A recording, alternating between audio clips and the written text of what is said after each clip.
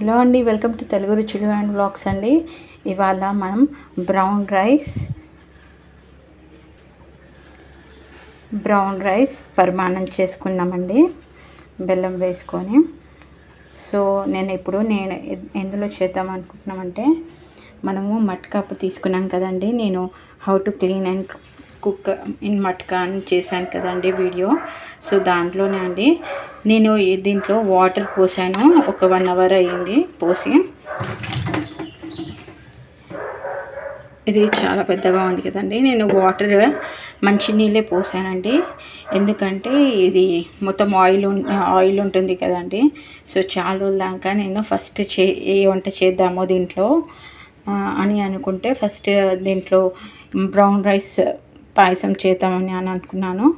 So ఇప్పుడు మనము matka smell అయితే వస్తుందండి, అంటే కుండ స్మెల్. ఎట్లాగో వాటర్ పోసాం కదా, ఇప్పుడు వాటర్ అంతా పోసేసాము, క్లీన్ చేసుకున్నాము. ఇప్పుడు స్టవ్ మీద పెట్టుకొని పాయసం ఎలా తయారు చేద్దామో చూద్దామండి. ముందుగా మనం స్టవ్ ఆన్ చేసుకున్నామండి.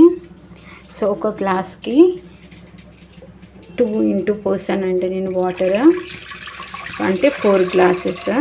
మనం రైస్ కుక్కర్ గ్లాసెస్ ఉంటాయి కదండి. సో మనకు అన్నం మెత్తగా కావాలి కాబట్టి పాయసానికి కొన్ని వాటర్ ఎక్స్ట్రా వేసుకున్నాను, అంటే 4 గ్లాసెస్ అండి. ఈ గ్లాస్ ఉంది కదండి, మీకు కనపడుతుంది కదా. సో దీంతో ఒక గ్లాస్ తీసుకున్నాను రైస్. ఇది కొత్త బ్రౌన్ రైస్ అండి, నేను మొన్ననే పట్టించాను. సో అందుకనేసి నేను ఆ వీడియో కూడా పెడతాను త్వరలోనే. రైస్ మిల్ది బ్రౌన్ రైస్ ఎలా తీస్తారో, వైట్ రైస్ ఎలా సపరేట్ చేస్తారో, నూకలు అవన్నీ ఎలా సపరేట్ చేస్తారో కూడా చూపిస్తాను ఆ వీడియోలో. సో మీరు కంపల్సరీగా ఆ వీడియో కూడా వాచ్ చేయండి. సో ఈ బ్రౌన్ రైస్ కొత్తది కాబట్టి నేను కొత్తది ఫస్ట్ దేవునికి నైవేద్యం ఎక్కిద్దామని, అలాగే ఈ మట్కాలో ఎలా తయారు చేసుకోవాలో చూద్దామనేసి వీడియో తీస్తున్నానండి. సో మనం ఇప్పుడు వాటర్ వేసుకున్నాం కదండి. సో మనం ఇప్పుడు వాటర్ ఇందులో పోసుకున్నాం కదండి. మీకు ఇంకా మెత్తగా కావాల్సి వస్తే ఇంకొంచెం ఎక్కువ పోసుకోండి. ఇది కొత్త బియ్యం కాబట్టి మెత్తగానే అవుతుంది. ఇప్పుడు వీటిని మరిగిద్దామండి. వాటర్ మరిగిన తర్వాత మనం రైస్ వేసుకుందాము. సో మనం మూత పెట్టుకొని ఉంచుకుందాము. ఇప్పుడు మనం మూత పెట్టేద్దామండి, నీళ్ళని మరగనిద్దాము. హై ఫ్లేమ్ మీదనే పెట్టాను. నీళ్ళు మరిగిన తర్వాత మనం రైస్ వేసుకుందాం.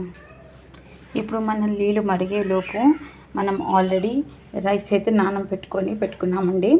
రైస్ కూడా 1 అవర్ అవుతుంది నానబెట్టుకొని. ఇప్పుడు డ్రై ఫ్రూట్స్ అన్నీ సపరేట్ చేసి పెట్టుకున్నాను. అవి మనము ఘీలో సపరేట్గా చేసుకుందామండి, ఫ్రై చేసుకుందాము. నేను యాక్చువల్లీ మట్కాలోనే ఘీ వేసిన తర్వాత చేసుకుందాం అనుకున్నాను, కానీ రైస్ పొడిగా వస్తుంది కొంచెము అని నేను వేయలేదు. మెత్తగా ఉంటే బాగుంటుంది కాబట్టి. ఇప్పుడు నేను కొత్తది తీసుకున్నానండి, దేవునికి నైవేద్యం కదా, కొత్తది బెల్లం తీసుకున్నాను. ఇప్పుడు దీన్ని మొత్తం కొంచెం ఒక హాఫ్ అంతా తీసుకున్నాను అండి. 1 కప్ సరిపోతుంది. మనం స్వీట్నెస్ బట్టి ఎంత వేసుకుంటారో, నేనైతే ఒక 1 కప్ దాకా వేసుకుంటానండి బెల్లము. సో ఇప్పుడు నేను బెల్లాన్ని కొంచెం తురిమి పెట్టుకుంటానండి. ఇలా బెల్లం అయితే ఫుల్ కప్ కట్ చేసుకొని పెట్టుకున్నానండి చాకుతో. ఇప్పుడు మనము రైస్ చూద్దాము. ఇప్పుడు మనము నీళ్ళు మరిగాయో లేదో చూద్దామండి.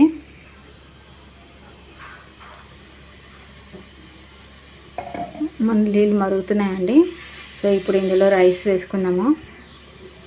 ఇప్పుడు రైస్ వేసుకుందామండి.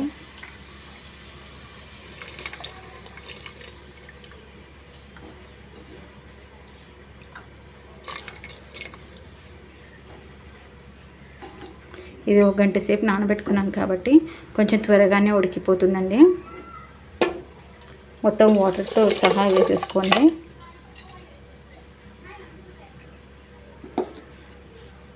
ఇలా వేసుకున్న తర్వాత కలుపుకుందామండి.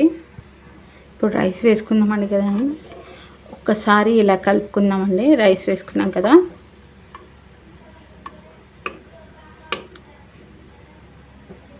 మనం క్వాంటిటీ ఎక్కువ అనిపిస్తుంది, రైస్ తక్కువ అనిపిస్తుంది అని ఏమనుకోకండి. ఎందుకంటే పాయసం కాబట్టి మెత్తగా ఉండాలి. మనం రైస్ కుక్కర్లో వేస్తే ఎలా ఉడుకుతుందో అలానే ఉండాలి. సో ఇప్పుడు కలుపుకున్నాం కదండి, మళ్ళీ మూత పెట్టుకొని ఇప్పుడు అది ఉడికేంత వరకు మూత పెట్టుకొని ఉంచుకుందామండి. ఇప్పుడు మన అన్నం చూసారు కదండి, ఒక 15 మినిట్స్ అవుతుంది, ఉడుకుతుందండి. ఇంకా అంత మెత్తగా కాలేదు. సో అందుకనే మనము అంతలోపు మనం నెయ్యి కాచి చల్లార్చుకుందామండి. దాంట్లో మన డ్రై ఫ్రూట్స్ అన్నీ వేయించుకొని చల్లార్చుకొని లాస్ట్లో వేసుకుందాము. నెయ్యి డ్రై ఫ్రూట్స్ అన్నీ లాస్ట్లో వేసుకుందాము. సో అంతవరకు మనము నెయ్యి చూపిస్తానండి. నెయ్యి నేను సపరేట్గా తీసి పెట్టుకున్నానండి. ఎప్పుడన్నా ఇలాగే దేవుళ్ళకి పాయసం చేయాల్సి వచ్చినప్పుడు, లేకపోతే మాత్రము దేవునికి మాత్రం సపరేట్గా ఉంటుందండి కంపల్సరీ. ఇప్పుడు మనము స్టవ్ ఆన్ చేసుకుందామండి.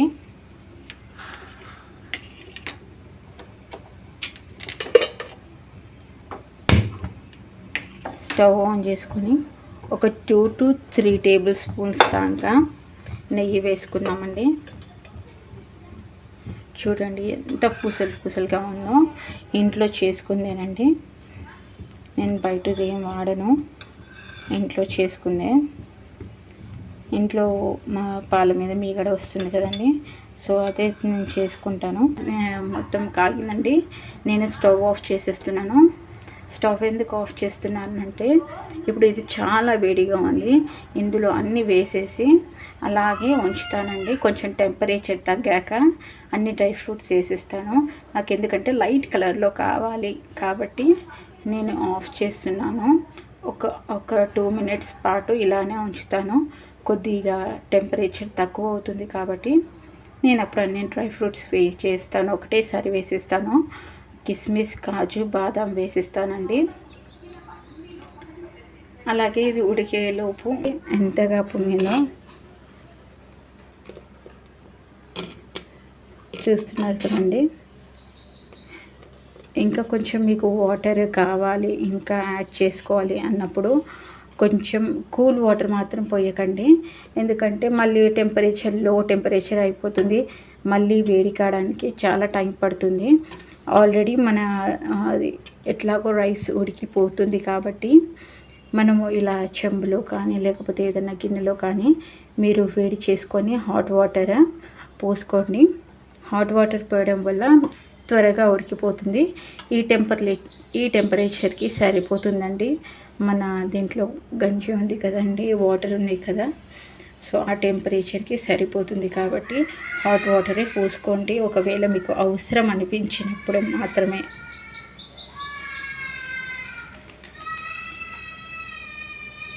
ఇది బాగా కొంచెం టైం పడుతుందండి, ఎందుకంటే ఇది మనం రైస్ కుక్కర్లో అయితే త్వరగా అయిపోతుంది, పప్పు కుక్కర్లోనైనా రైస్ కుక్కర్లోనైనా త్వరగా అయిపోతుంది. ఈ మటక దాంట్లో ఏంటంటే మనము చాలా టైం పడుతుంది. ఇది మందంగా ఉంటుంది కదా గిన్నె, సో ఐ మీన్ మటక పాత్ర అనేది చాలా మందంగా ఉంటుంది కాబట్టి టైం కూడా ఎక్కువ పడుతుందండి కొంచెం ఉడకడానికి. సో కొంచెం పేషెన్సీగా ఎప్పుడన్నా దేవునికి నైవేద్యం ఎక్కించాలన్నప్పుడు త్వరగా లేసి త్వరగా చేసుకుంటే బెటర్ అండి, ఇది నా ఒపీనియన్. సో ఇది కొంచెం ఉడికిన తర్వాత మనము పాలు పోసుకుందామండి. పాలు పోసుకున్న తర్వాత మనము బెల్లం వేసుకుందాము. ఎందుకంటే మనం బెల్లం వేసాక పాలు పోస్తే కొంచెం విరిగిపోయే ఛాన్సెస్ ఉన్నాయని అంటారు. ఇష్టం ఉంది, ఎలాగైనా నేను 2 టైప్స్ చేస్తానండి. ఒక్కొక్కసారి బెల్లం ముందు వేసేసి పాలు తర్వాత లాస్ట్లో పోస్తాను, లేకపోతే బెల్లంలోనే వాటర్ కొన్ని పోస్తాను, కొంచెం క్వాంటిటీ ఒక కప్పు వాటర్ పోస్తే ఇంకొక కప్పు పాలు పోస్తానండి, పచ్చిపాలు పోసి అలా ఉడికించుకొని సేమియా పాయసమైనా అలానే చేస్తాను, దాంట్లో సేమియా వేసి ఉడికిస్తాను. ఇప్పుడు రైస్ అయినా సరే అండి అలానే వేసి ఉడికిచ్చేస్తాను. ఎందుకంటే దాంట్లో కొంచెం డిఫరెంట్ టైప్ టేస్ట్ వస్తుంది. అది చాలా బాగుంటుందండి పాలల్లో చేస్తే. మనము పాయసం కనుక పాలల్లో చేస్తే ఈ పరమాన్నం అనేది చేస్తే చాలా టేస్టీగా ఉంటుంది. ఇంకా మన మట్టి కుండలో అయితే ఇంకా చాలా టేస్టీగా ఉంటుంది.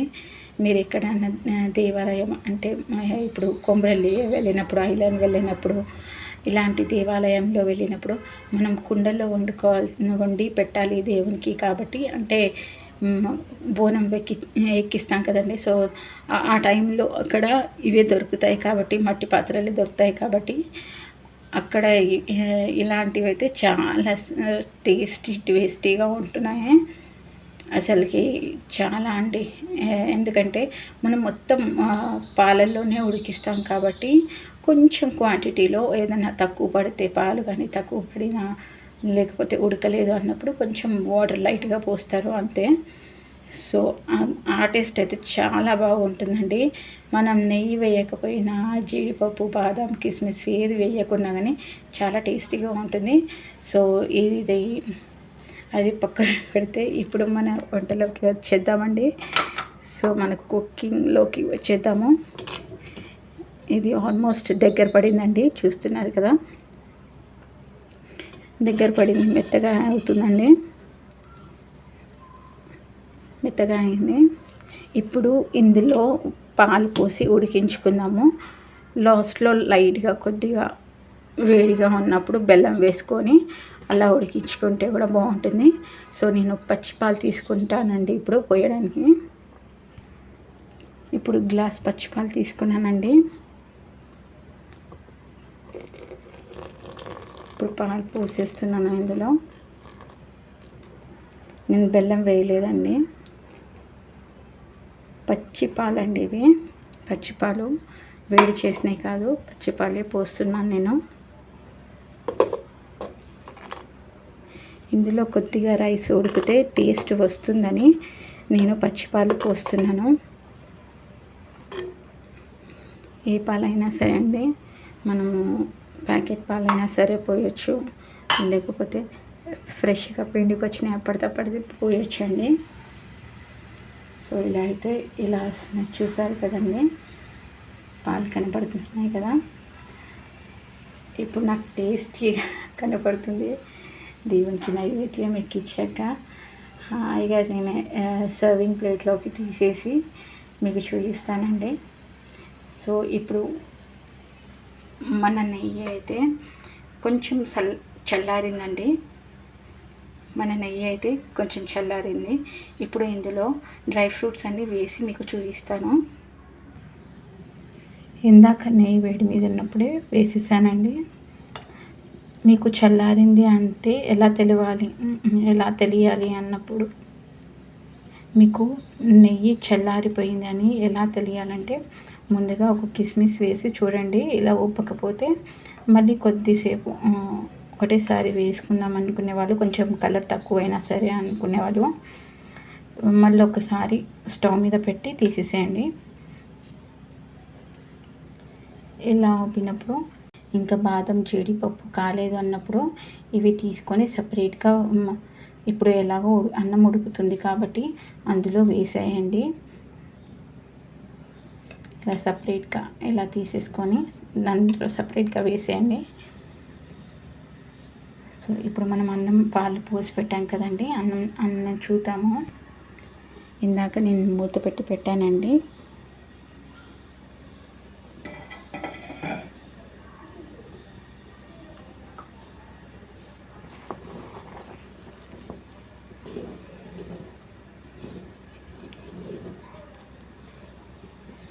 చూసారు కదండి, ఇందాక మనం పాలు పోసాం కదా, అందుకే నూనె వస్తుంది.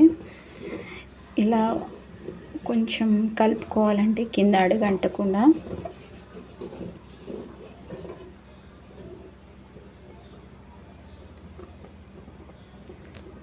కొంచెం ఇలా కట్టె స్పూన్ అయితే కొంచెం మంచిగా ఉంటుందండి కలుపుకోవడానికి. మనకు చాలామందికి ఇలా కొట్టే అలవాటు ఉంటుందండి. వంట చేసుకుంటూ ఇలా సైడ్కి కొడతాం కదండి. సో అలా నాకు కూడా ఉంది అలా ఆ అలవాటు. ఇలా కొట్టేటప్పుడు కొంచెం జాగ్రత్త అండి, ఎందుకంటే క్రాక్స్ వస్తాయి. ఫాస్ట్గా మనం మర్చిపోయి కొట్టేస్తాం కదా. సో అందుకనే స్టీల్ స్పూన్ పెట్టినప్పుడు కొంచెం జాగ్రత్తగా అండి, కట్టె స్పూన్ పెట్టినా కానీ జాగ్రత్తగా చూసి అలా చేయకుండా కొంచెం పొరపాటు కాకుండా చూసుకోండి.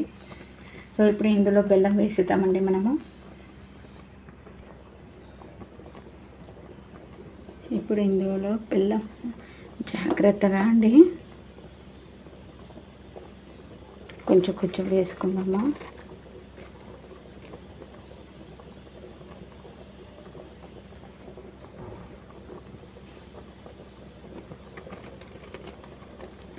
ఒకేసారి వేయకుండా కొద్దిగా తీసుకొని వేసుకోండి.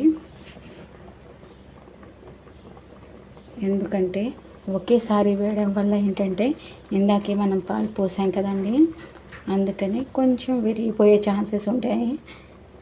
చక్కెర అయితే ఏం కాదండి, చక్కెర అయితే కొంచెం మనం వేసేసుకోవచ్చు.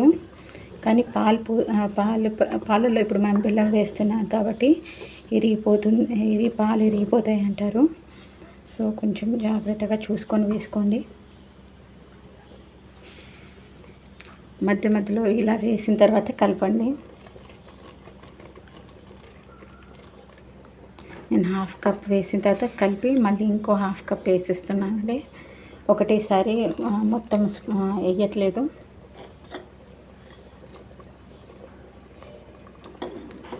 ఇలా వేసిన తర్వాత కలుపుకుందామండి. మళ్ళీ ఇంకా కొంచెం టైం పడుతుందండి, అంటే ఇప్పుడు బెల్లం వేసాం కదా, బెల్లం మొత్తం కరిగి ఇప్పుడు బెల్లం పల్చగా అయిపోతుంది. ఇంకొంచెం ఒక 5 to 10 minutes ఉడికించుకుందాము. ఒక 6 నుంచి 7 ఇలాచీలు వేసుకొని దంచుకుందామండి. పౌడర్ చేసుకొని దాంట్లో వేసుకుందాము పాయసంలో. చూసారు కదండి, ఇప్పుడు ఫైన్గా పౌడర్ అయిపోయింది. ఇప్పుడు ఒక 1/2 టేబుల్ స్పూన్ దాకా ఉందండి ఇది. సో ఇప్పుడు దాంట్లో వేసేసుకుందామంటే మనము రైస్లో వేసుకున్నాం కదండి, కలుపుకుందాము. ఇప్పుడు మనం నెయ్యి, జీడిపప్పు, కిస్మిస్ కూడా అన్నీ వేసేసుకుందామండి. కిస్మిస్ నేను ఇందాకే వేసుకుంటానని చెప్పాను కదండి, కిస్మిస్ అప్పుడే వేసేసుకున్నాను నేను.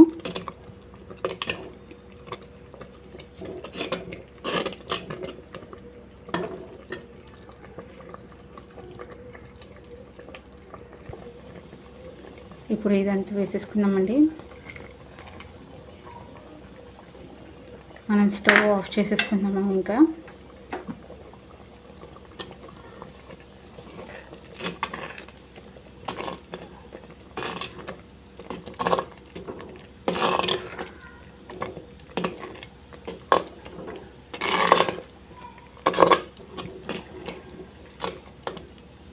ఇప్పుడే కానీ వేసుకోండి. సో ఇప్పుడు చూడండి, నేనైతే స్టవ్ ఆఫ్ చేసేసాను. అయినా కానీ ఉడుకుతుంది, అంటే దీంట్లో చాలా వేడిగా ఉంటుందండి, చాలాసేపు వేడిగా ఉంటుంది. కుండలో చేసాం కాబట్టి, మట్క గిన్నెలో చేసాం కాబట్టి మనము చాలా వేడిగానే ఉంటుంది.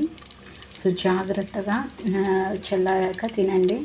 ఇప్పుడైతే మనం నైవేద్యం దేవునికి ఎక్కిద్దామండి. సో మన సర్వింగ్ డిష్లోకి తీసుకుందామండి.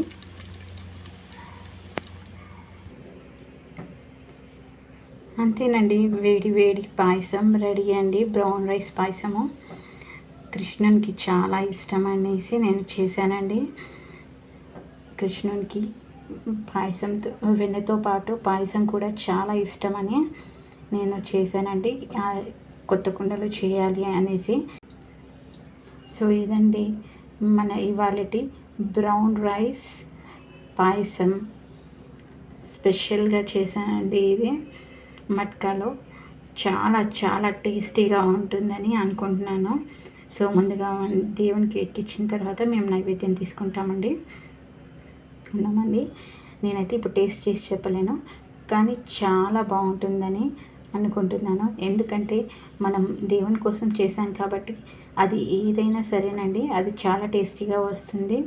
మీకు కనుక మా వంట నచ్చితే లైక్ చేయండి, షేర్ చేయండి, సబ్స్క్రైబ్ చేయండి. కమెంట్ సెక్షన్లో మాత్రం జై రాధాకృష్ణ అని పెట్టడం మర్చిపోకండి. Thank you.